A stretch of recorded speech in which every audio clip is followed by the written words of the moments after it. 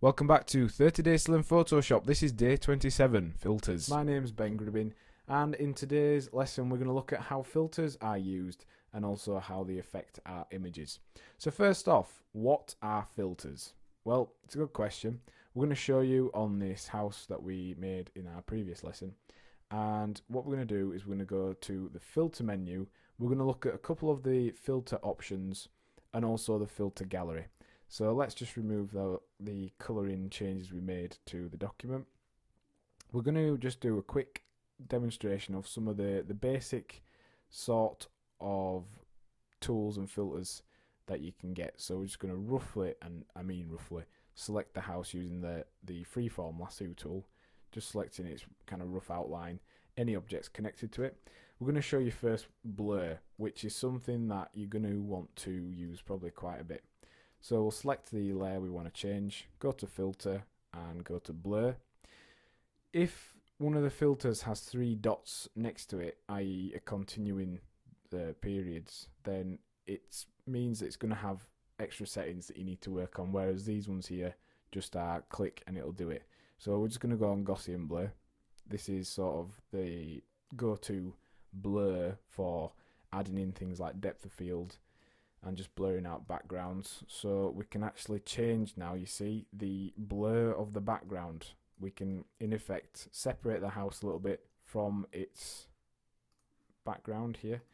We could do then a history brush on the bottom here just to bring these back into sharpness. So we can create kind of faux depth of field, which is really interesting effect to be able to do.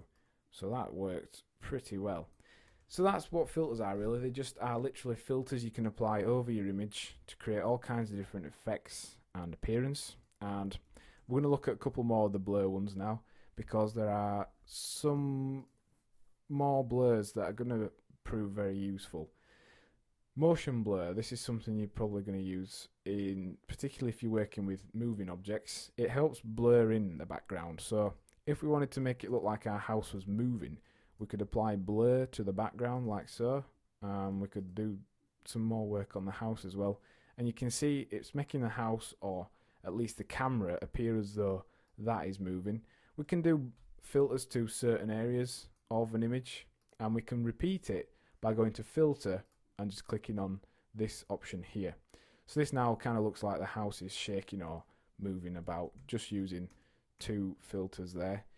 And also we've got the ability to do a radial blur, which is a kind of spinning blur. So let me just turn that on. This would make your house look as though it's spinning around in some sort of manner.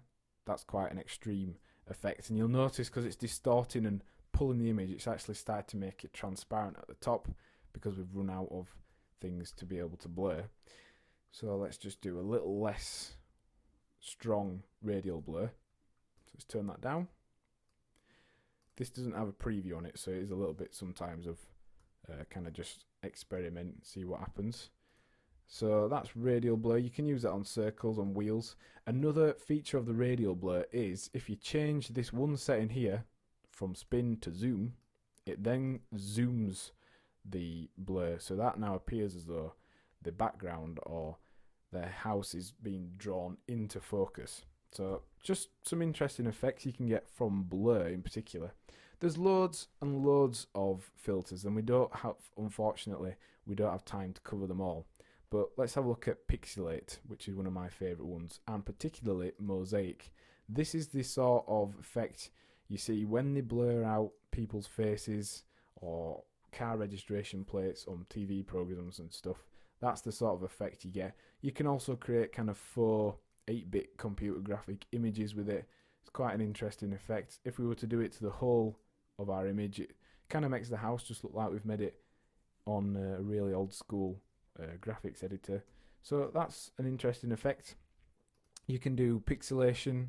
There's actual loads of different types of pixelation. You can do pointillize, and it's just a matter of playing around, seeing what happens, and just changing the effects and experimenting with them. Something else that's quite useful, particularly if you're working with older images and you want to blur in or fade in parts, you can go to noise and add noise. There's all kinds of different options here. You can add dust and scratches, you can blur, you can soften out the image, you can do all kinds of stuff really.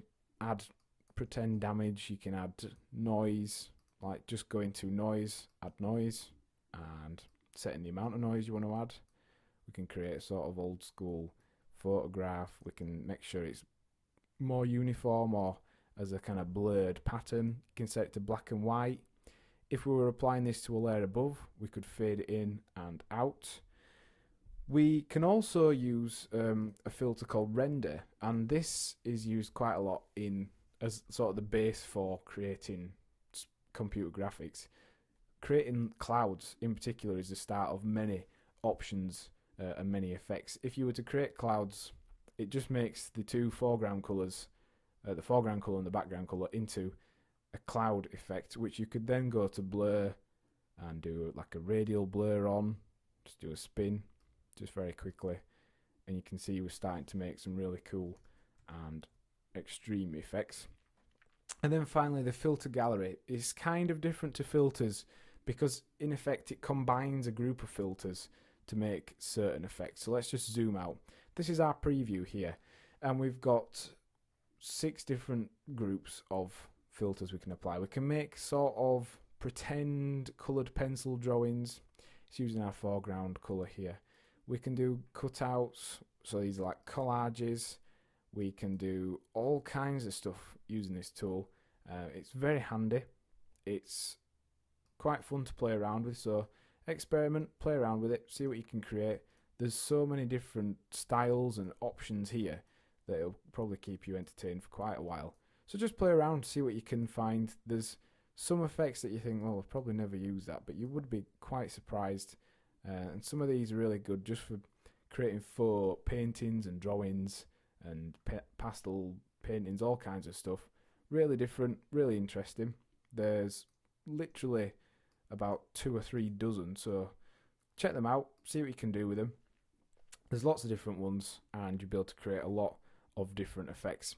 However, if you wanted to apply filters to your image but still be able to edit the image without losing it, basically you're going to want to make your object into a smart object. So let's do that. We've just created a smart object. We've already discussed how to do that. If you go to filter, and now when we apply any of these, let's do a filter gallery. So let's turn it into a pretend drawing or a very dark drawing. Let's just do it like this. Change the spray length, change the radius, something like that. Press OK. Then when we go on to edit the image in our original smart object, you see it's okay, but it will apply effects to any changes we make to this document. So let's say we've done that. We're going to save that. Go back, you can see it's added in those effects. So that's quite useful for being able to edit blurs and just being able to change the strength of the filter and effects you've applied. You can actually turn down the opacity just by double clicking on it. You can change the actual filter itself. So it's quite handy and very, very useful once you've had a bit of a play around with it. So what have we learned in today's lesson? Well, we've considered basic filters, and we've also looked at the filter gallery. And your task for this lesson is to experiment with different styles and filters on an image of your choice. Next time on 30 Days to Learn Photoshop, we'll be looking at a combination of tools, the dodge, burn, sponge and smudge tools. Thanks for listening.